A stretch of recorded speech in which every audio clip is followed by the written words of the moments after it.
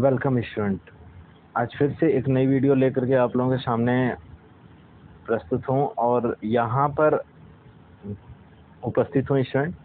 और यहाँ पर जो आप लोगों को मैंने बताया था कि कल वाली वीडियो जो आप लोगों का किसका था, तो विराम चिन्ह का था। ठीक है ना। कल वाली वीडियो जो थी वो आप लोगों की विराम चिन्ह की थी और आज भी विराम चिन्ह का बाकी पार्ट आप लोगों का मतलब पार्ट नंबर 2 है और पार्ट नंबर 2 में आप लोगों का पूरा खत्म हो जाएगा विराम चिन्ह। ठीक है, चलिए आगे चलते हैं। और इसमें जैसा कि आप लोग देख रहे होंगे कि मैंने बताया था कि कल जो विराम चिन्ह है, विराम चिन्ह के कुछ पार्ट देखेंगे हम लोग। और पार्ट में सबसे पहले हम लोग महत्वपूर्ण टॉपिक को कवर कर लेंगे। उसके बाद जो जैसे है विराम चिन्ह वो उसी तरीके से प्रयोग होता है। बाकी मैं चीजें बता देता हूँ, आज भी बता दूंगा। ठीक है, चलिए देखते हैं आगे। अगर मैं बात करता हूँ पूर्ण विराम, पूर्ण विराम क्या होता है? तो पूर्ण विराम का अर्थ है पूरा ठहरना। पूर्ण विराम का अर्थ होता है पूरा ठहरना, यहाँ पर लिखा हुआ है पूर्ण विराम। और पूर्ण विराम का अर्थ होता है पूरा ठहरना, ठीक है ना, यानी पूर्ण रूप से रुक जाना। ठीक है। प्रत्येक वाक्य की समाप्ति, देखो प्रयोग कहाँ पर किया जाता है, तो प्रत्येक वाक्य की समाप्ति पर इस चिन्ह का प्रयोग किया जाता है। प्रत्येक वाक्य की समाप्ति पर इस चिन्ह का प्रयोग किया जाता है। जैसे अगर मैं बात कर रहा हूँ तो मोहन पढ़ता है, ठीक है ना। जैसे क्या है, मोहन पढ़ता है, पूरा वाक्य समाप्त हो रहा है तो देखो पूर्ण विराम लग गया। ठीक है ना। राधा गाती है, तो यहाँ पे भी पूरा वाक्य समाप्त हो रहा है, पूर्ण विराम लग गया। ठीक है।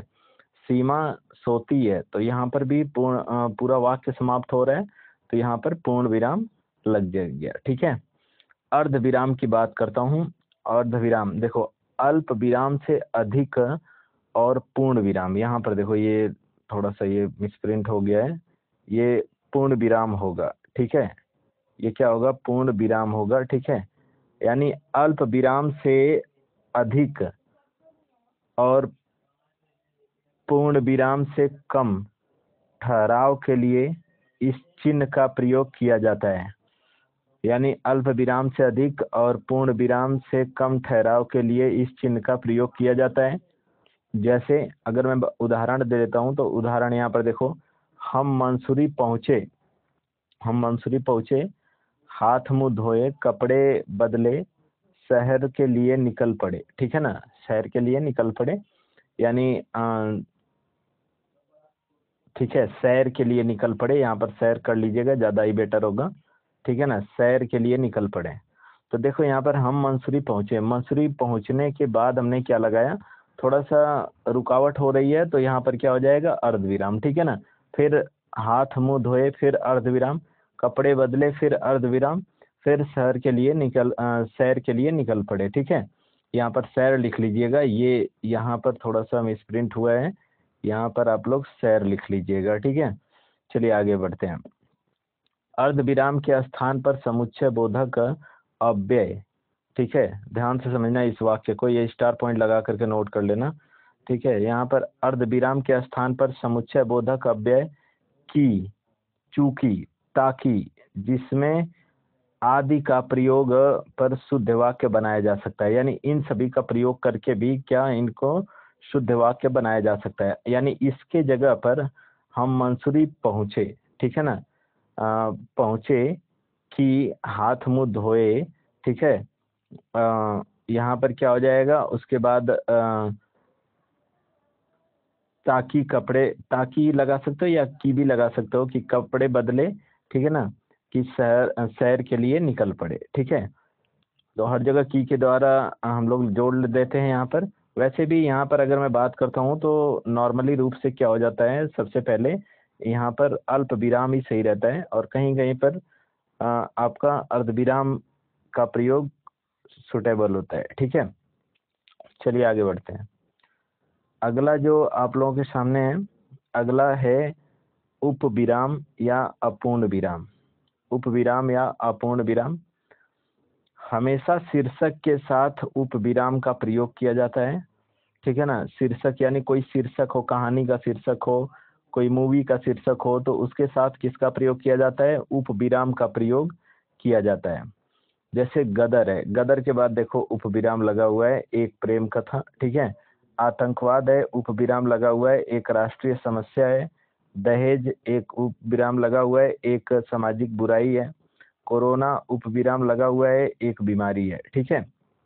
इसके बाद अगर मैं बात करता हूँ, योजक चिन्ह आ जाता है, और योजक चिन्ह कहाँ कहाँ पर देखो लगता है, समासिक पदों में, ठीक है ना। जैसे राम, योजक चिन्ह रावण है। कृष्ण, योजक चिन्ह कंस है। फिर विलोम शब्द में रात दिन हो जाएगा और लाभ हानि हो जाएगा, देखो बीच में योजक चिन्ह लगा हुआ है, ठीक है। संयुक्त क्रिया के साथ दे देना, ले लेना, ठीक है। इसके बाद शब्द की आवृत्ति या अर्ध आवृत्ति के साथ, जैसे धीरे धीरे, काम वाम, ठीक है ना। और क्या रिजल्ट विजल्ट, ठीक है। तो ये सारी चीजें हो जाएंगी। शब्द युग्म, शब्द युग्म में आप लोग देख रहे हो ना, समासिक पद बेसिकली, योजक चिन्ह जो होता है वो समासिक पद भी इसको कहा जाता है, समासिक पदों के बीच में लगता है, ठीक है ना। तो इसको समासिक पद भी आप लोग कह सकते हैं, ठीक है। तो ये क्या होता है, समासिक पद होता है। यहाँ पर जैसे माता पिता, पति पत्नी, और ये आपका हो जाएगा भाई बहन, ऐसे करके बहुत सारे हो जाएंगे, ठीक है। चलिए आगे बढ़ते हैं। अगला आप लोगों का क्या दिया हुआ है, तो अगला अवतरण चिन्ह, अवतरण चिन्ह या उद्धरण चिन्ह आता है। ये दो प्रकार के होते हैं। इसमें आता है एक इकरा चिन्ह आता है, तो ठीक है। इकरा चिन्ह का प्रयोग किसी व्यक्ति के उपनाम, उपाधि, पुस्तक व संस्था, संगठन, समिति के साथ, समिति के नाम के साथ किया जाता है।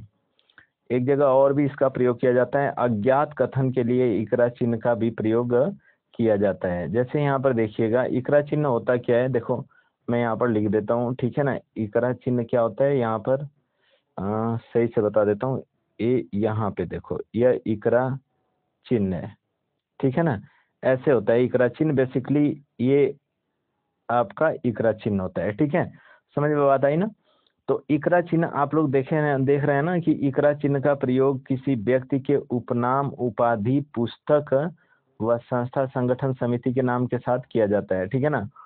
देखो सूर्यकांत त्रिपाठी निराला, अब यहाँ पर निराला है तो यहाँ पर इकरा चिन्ह लग जाएगा, ठीक है ना, क्योंकि इनकी क्या है, इनके नाम की वो है, ठीक है ना, नाम के टाइटल के साथ जोड़ा जाने वाला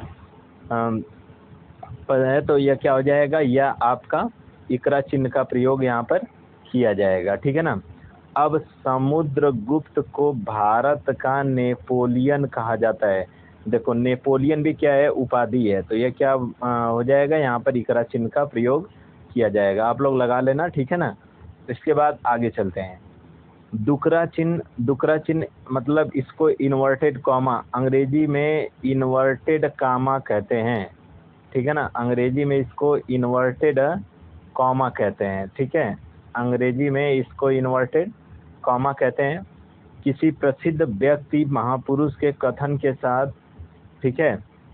देखो कहाँ कहाँ पर प्रयोग होता है, किसी प्रसिद्ध व्यक्ति, महापुरुष के कथन के साथ, वाक्य नारे महत्वपूर्ण शक्ति के साथ, किसी प्रसिद्ध पुस्तक की महत्वपूर्ण पंक्ति के साथ डुकरा चिन्ह का प्रयोग किया जाता है। चलिए देखते हैं, उदाहरण ले लेते हैं। तो उदाहरण आप लोगों के सामने ये है, उठो जागो तब तक लगे रहो जब तक लक्ष्य की प्राप्ति ना हो जाए, ठीक है ना। देखो डुकरा चिन्ह लगा हुआ है, ठीक है।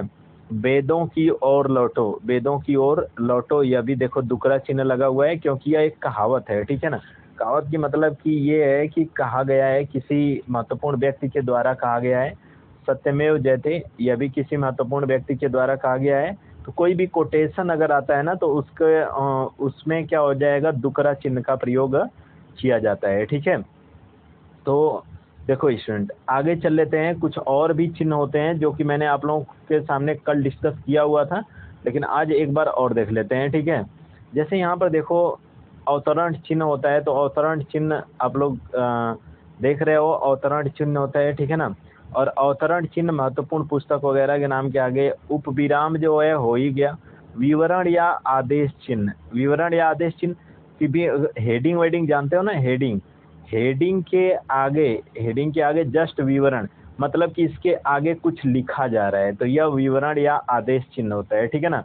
पुनरुक्ति चिन्ह, मतलब किसी भी चीज को इम्पोर्टेंस दर्शा देना, ठीक है ना। लाघो या संक्षिप्त चिन्ह, लाघो का मतलब क्या होता है, यहाँ पर एक चीज आपको बता देता हूँ, जैसे बीए हो गया या लाघो चिन्ह लगता है यहाँ पर, यमए हो गया या लाघव चिन्ह लगता है, ठीक है ना। उसके बाद यहाँ पर मैं बी कॉम लिख देता हूँ, तो यह भी क्या बीच में जो प्रयोग हो रहा है यह क्या है, लाघो चिन्ह है, ठीक है। अब यहाँ पर लोप चिन्ह, लोप चिन्ह का मतलब बड़ा सा स्पेस होना लोप चिन्ह कहलाता है। दीर्घ उच्चारण चिन्ह, दीर्घ उच्चारण चिन्ह आप लोग जानते हो कि मात्राओं का बोध कराने के लिए दीर्घ उच्चारण चिन्ह का प्रयोग किया जाता है, ठीक है ना। हंस पद या श्रुति चिन्ह, यह हंस पद या श्रुति चिन्ह है, ठीक है। इसका प्रयोग आपका कहाँ पर किया जाता है, जब मतलब कोई शब्द लिखने, जैसे कोई वाक्य लिख रहे हो, उसके बीच में अगर कोई शब्द आप गलती से भूल जाते हो, तो उसका वहाँ पर हंस पद या त्रुटि चिन्ह का प्रयोग किया जाता है, ठीक है ना। और सो आज के लिए इतना ही स्टूडेंट, और नेक्स्ट वीडियो आप लोगों की ये यहीं तक आप लोगों का पूरा क्या, पूरा का पूरा ये वाला टॉपिक आप लोगों का पूरा कवर हो गया, ठीक है। और आशा नहीं पूरा विश्वास करता हूँ स्टूडेंट आप लोगों को क्लास बहुत बढ़िया से पसंद आ रही होगी, और अगर पसंद आ रही होगी तो चैनल को सब्सक्राइब करना और वीडियो को लाइक करना और शेयर करना बिल्कुल मत भूलिएगा। अपने यार दोस्तों के पास भी शेयर कीजिए ताकि न्यू चैनल है, सपोर्ट मिले स्टूडेंट, ठीक है। और मिलते हैं नेक्स्ट वीडियो में, तब तक के लिए धन्यवाद। और इससे भी बेहतरीन वीडियो अगली वाली जो टॉपिक होगी वो मुझे जहाँ तक उम्मीद है, देखिए रस का लेकर के आऊँगा, ठीक है। अलंकार हो ही गया है आप लोगों का पूरा बिल्कुल बेस्ट तरीके से जितना हो सकता है, ठीक है। तो आज के लिए इतना ही, बाकी नेक्स्ट क्लास में, तब तक के लिए धन्यवाद। वीडियो को लाइक कर दीजिएगा और शेयर कर दीजिएगा अपने यार दोस्तों के पास, और सब्सक्राइब कर दीजिएगा इस चैनल को, ठीक है। जो लाल वाली घंटी की बटन दिख रही है उसको दबा दीजिएगा, ठीक है। चलिए।